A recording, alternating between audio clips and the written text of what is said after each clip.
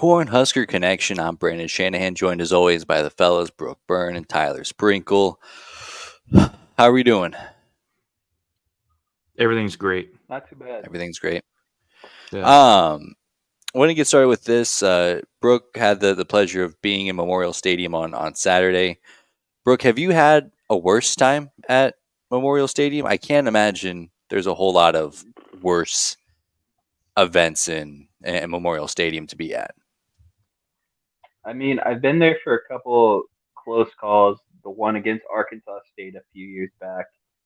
Um, this one was just, I would say, yeah, this was by far the worst one. But I mean, there was literally nothing to cheer about from the start. So for the hardos, I saw a couple former players saying that they didn't like the student section leaving, or they didn't like people leaving early. Well, I mean, it was cold. It was kind of rainy towards the end. Um, I would say put a better product on the field if you want people to engage and you know be present. But I mean, it was just like from the jump, we were down 7-0, then what was it, 13-0, or we give up a field goal first? Yeah, 3-0. But I don't know. I mean, it was just like they controlled the whole game pretty much.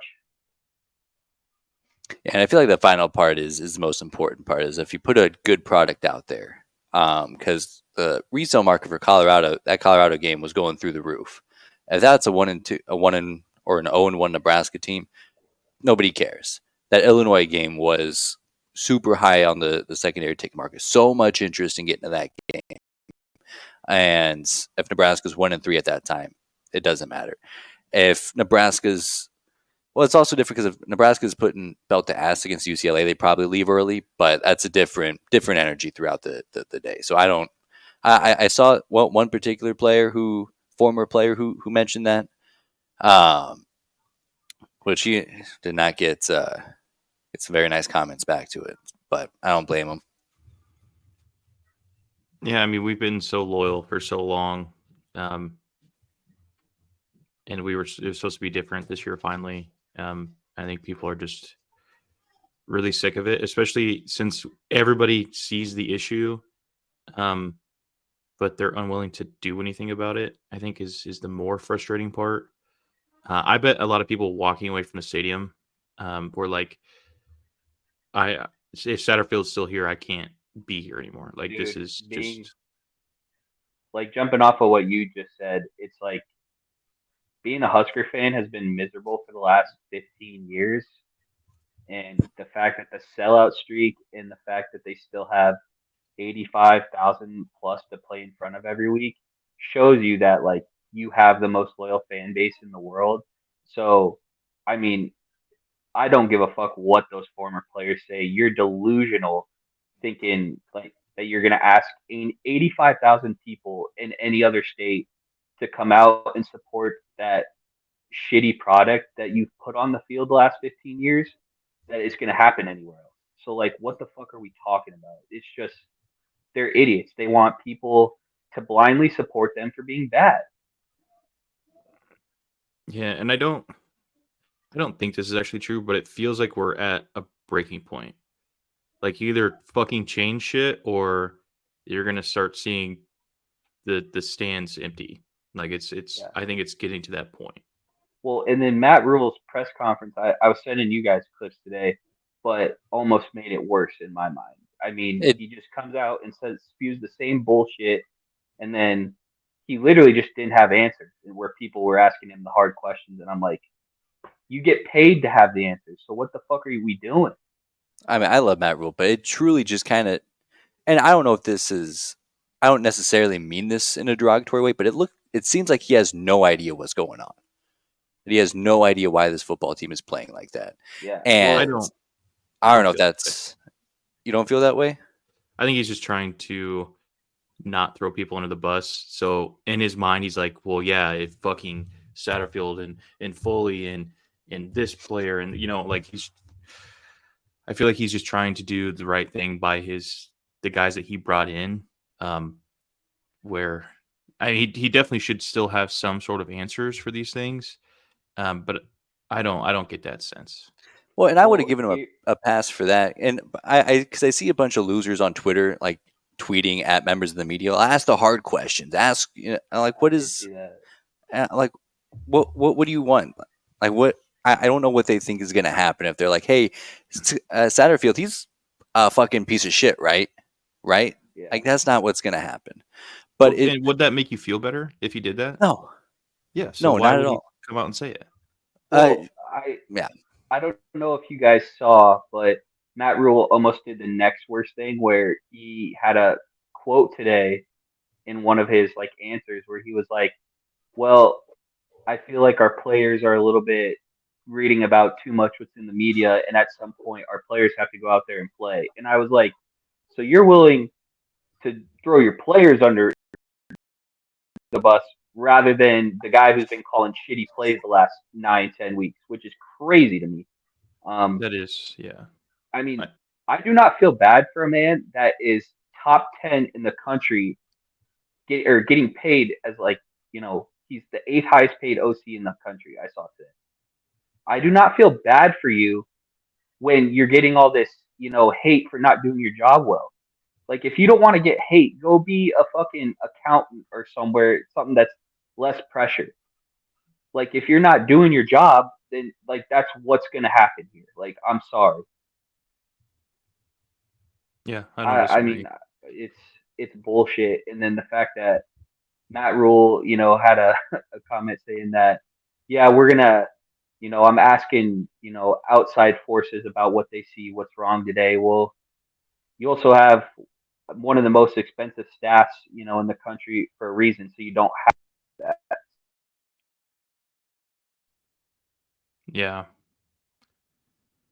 I mean, that's just where this team is at. Is you really just have to do everything you can to make it work as is. I mean, you're not going to get. It's such a tough spot because it's not like you're going to go and get Cliff Kingsbury to come be the offensive coordinator for the final 3 weeks. It's you have to have to cook a meal with what's in the kitchen. If there was a time to make a decision with some of the chefs in the kitchen, now going into the bye weeks, probably the good way. Even if you're just like, hey, maybe put the knife down, buddy. We'll let someone else do that. That's here, but there's only so much he can do. It's November, and as much as I hate how this offense has looked this year with seemingly upgraded and healthier pieces, I mean, I don't think that there's a whole lot to do. Yeah. I they You're right. Right now would be the perfect time to make a change because you have 2 weeks to install that. They're not going to make a change. I think this is just what we have for the rest of the season. It is what it is. I did see a bunch of people, Nebraska fans, on Twitter pushing the narrative that the ever since what happened with Mike Riley happened, that nobody wants to be here. But then you think about how Luke Fickell was basically waiting on our decision before he made the decision to go to Wisconsin. So I hate people that try to push these narratives that are just untrue, because then it just gets everybody more pissed off. Like, oh, we're never going to come out of this. It's always going to be this way, and maybe it will. But spewing those quote unquote facts that they're talking about just really grinds my gears.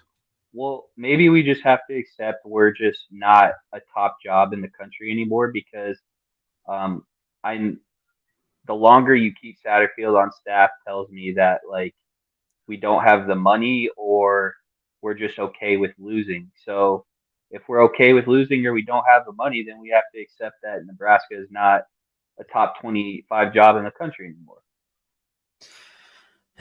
I disagree with that. Still, I think it's on. So there's a tier that's like national championships for the expectation, and then I still think Nebraska's the next tier behind that, despite the results. Even I mean, obviously, money's not the issue. If we're paying this dog shit offensive coordinator what we're paying him, Tony White's clearing 7 figures. Money's not the issue. Resources aren't the issue. You just whiffed. You just whiffed. You gave a guy too much responsibility that couldn't handle it. I got to imagine it's tough to completely rebuild your staff in the way that Matt Rule had to. I'm absolutely cool with giving him a mulligan on this, but you got to get it right. And I got to imagine going to prospective offensive coordinators and be like, hey, we got this money, we got NIL, we got these resources, and we have a superstar talented quarterback in Dylan Raiola that you can hitch your wagon behind. I got to imagine that's a more valuable proposition than when Matt Rule was building the staff fresh off of 7 wins in 2 seasons.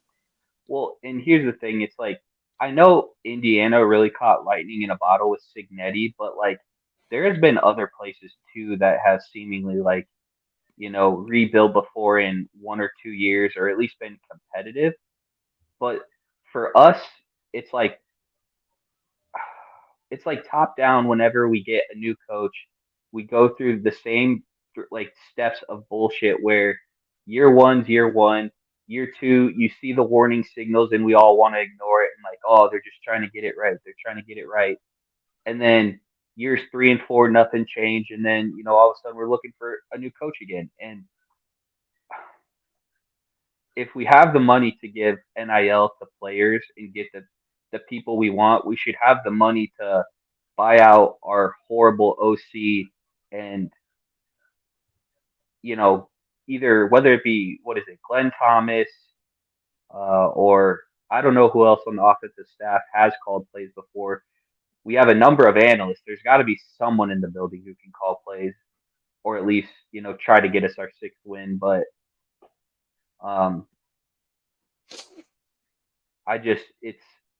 this feels very similar to the Scott Frost train wreck all over again. And yeah, I mean, this is not a money issue. I think it's a loyalty issue for Matt Rule, for better or worse. It's nice for him to stick by his guy, but it's also very frustrating to see the bullshit that's on the field. I don't think the sky is falling. Get him fired, so. Yeah, I don't think the sky is falling. It's definitely descending rapidly a little bit, but I don't. It's not. We're not a top 25 job, but we're not. I think we're still top 35, 40, I think. And I think that's just we've fallen off a little bit in that aspect, but we have the resources, and those are always going to be attractive to any potential coaches coming in. I do think the thing I did like about what Rule said in his press conference, the albeit dodgy press conference, was he said that he's got to take a look at his philosophy. And Brooke, we've talked about that quite a bit, and how he wants to control the game and control the clock and win these low scoring games where people that are rebuilding faster like Signetti are, let's beat the shit out of them until the clock hits 0. So hopefully that introspective look is like, okay, this isn't how college football is. This isn't the NFL. We need to beat the brakes off teams to really start seeing improvements, because that's when you stop playing to not lose. You're playing to win the game. I think that's the difference there. I do also want to talk about Tony White, though. Satterfield definitely worse, but Tony White hasn't been very good this year either in a lot of points. It's a lot of coming out flat on defense. I mean, he's just as guilty as his defense playing up to teams and playing down to teams. So I think he deserves maybe not as much hate, but and not hate, just criticism as Satterfield. But here's my thing with that is, at the end of the day, Tony White's defense only gave up 20 points Saturday. And it was a lower scoring, grinded out game, and they couldn't get off the field. But they had the long first drive. We hold them to a field goal. And what does our offense do? Go 3 and out. So are already, they had a bad series, the first series. And instead of, giving them a break and at least possessing the ball for a couple minutes, they got to go back out there and do the same thing all over again. And I think that's why you're seeing some of the defensive efforts go down, because it's like it's like here we go again. Like the defense has to put it all on our back if we're going to win this game. And I know you guys saw that tweet. It's like Nebraska hasn't won a game since Matt Rule's been here where the other team has scored more than 14 points, Yeah. which is just a horrible stat. Yeah. And back to the Signetti thing, it's like I don't think anyone out there, like regardless how good your defense is, if you score 40 points in college football, you're going to be hard to beat. So why Yeah, is that not absolutely. the mindset Yeah. with Matt Rule? Why do we have to run the ball and control the game? Why can we not? Why can the goal not be let's score as many points as possible and then see where we're at the end of the game? Yeah. Well, I'm glad that he's taking a look into that because I think you're absolutely right, and that philosophy makes a lot of sense when you don't have a lot of talent like you do at Temple, like you do, on the fifth most prominent program in the state of Texas, coming off of a destructive scandal. Like those are the teams that when you're building, you have to build slowly. You have to, win these little battles. But I mean, and maybe this is on me. Maybe I'm just delusional on this fact, but there's talent on this offense. There's potential Sunday guys on this offense. Boy, it feels like they haven't really leaned into that in the way that they. It almost feels like they did at the beginning of the year, where they were hitting on some of these deep plays, where we were starting to see some separation from the wide receivers. There's just more energy to it. And now, granted, we're playing Big Ten teams now, not the University of Texas at El Paso, but it feels so lifeless. And I agree. I don't think the sky's falling, but if the sky were falling, this is what it would look like. Yeah. And I think the big thing there is other teams, adjust. They look at our game tape and they say this is how we beat them. Whereas Satterfield specifically just doesn't. I don't know if he's incapable or his ego's too big where he can't change what he wants to do to beat the weaknesses of these teams. But in the Tony White thing, I was mostly talking about like I'll give you the out where the offense does not help out the defense, and I totally understand that. But there are things that happen to this defense where it's like, we saw in the Illinois game just over and over, same fucking play, and it's working every time. Or we see, we don't have any seeming integrity on the defensive line where, these guys are getting double teamed. Well, where the fuck are the other guys that should be taking up those empty holes? Like, I don't get. It's just things like that. Like, what are we coaching them? And you're right. It's frustrating to see that nobody's talking about Tony White when he is being paid so much. And don't get me wrong, the defense is pretty solid most of the time. I'm not saying that we're bad because of him, but he's definitely not out of the water. Yeah. And it's like when your 6-year guys that you think are so good aren't getting it done, then like you say, you have to adjust. It's like you can't keep doing the same thing over and over again and expect them to just like turn it on. Like if they're having an off week, adjust, blitz more, or play a little bit more man. I mean, I don't know the answers, but like I agree with what you're saying. Doing the same thing over and over again can't be the issue, or like can't be uh, the way to solve the problem. Yeah. Yeah, but I'll say this every week until the season's over. We go out and win in our next game. It's not as glaring of an issue as it seems right now. I do feel like there's a lot of extra panic because there's just this assumption that we're going to lose the next 3 games.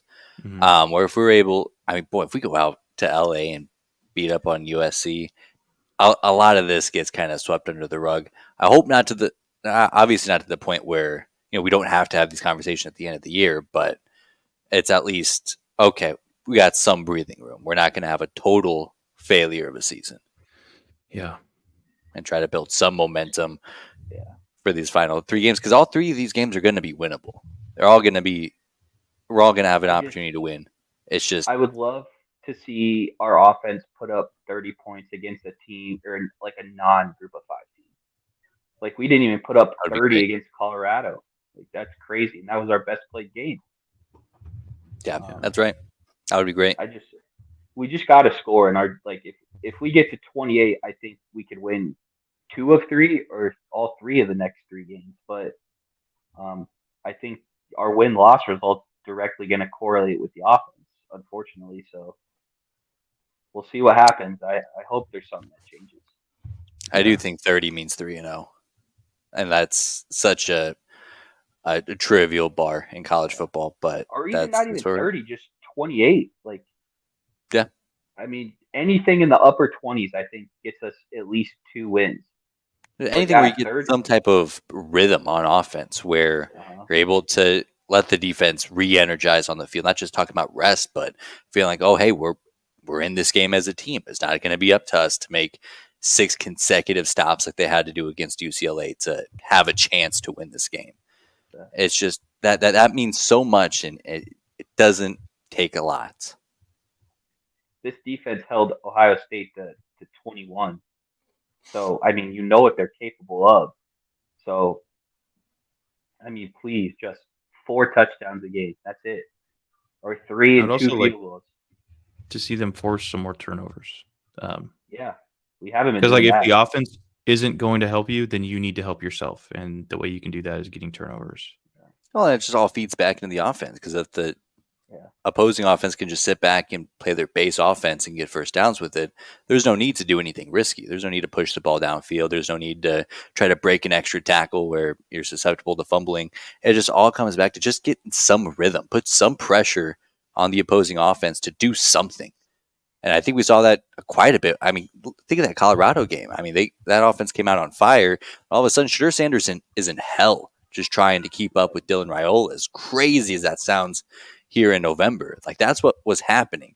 And they didn't do a whole lot. They just scored early and kept their foot on the gas pedal defensively. Yeah. Yeah. I mean, I think we all are saying the same things in different ways. It's just like we got to see some improvement at some point. So Yeah. I hope it happens. Get 2 weeks to prepare for USC. And one thing I did want to mention that our last 3 opponents, all playing us off of buys is pretty crazy. That is tough. That's Not not an nuts. excuse, but yeah, that's pretty nuts. Is USC going to be off a bye too? I don't believe they are. I think we're both on bye this week. Are we? I That's think Well, 4 in so. a then row. Let That me might double that's just be check. I another fuck you think. from the Big Ten. So and that feels like part of the problem is that when you have an offensive coordinator that has shown a lack of ability to adjust on the fly, it any wrinkle that they can install over the bye week that we're not going to be able to handle it. So that's a problem. Yeah, they have a bye this week. Sick. Love that. Jesus, man. It's going to be like a midnight kickoff in Los Angeles. What a joy. But I mean, figure out how to win the game. That's where we're at. Nothing matters until we can find a way to win a ball game that is roughly competitive. But Wisconsin will not have a bye week. Thank God. I mean, what is that? Everybody gets 2 weeks to prepare for us. It's They're just just like, trying to nerf us. and it's not like not an excuse to why we're losing because we're better than UCLA. But I mean, what the fuck is that? Like, I guarantee you, no one else in the Big Ten is gonna have half of that. Like, gonna play 2 people in a row coming off a bye. And I think a good amount of those teams, like 3 or 4 of them, also had their homecoming days against Nebraska too. Which, my God, Which is who weird. did I we mean, piss off in the scheduling yeah, office?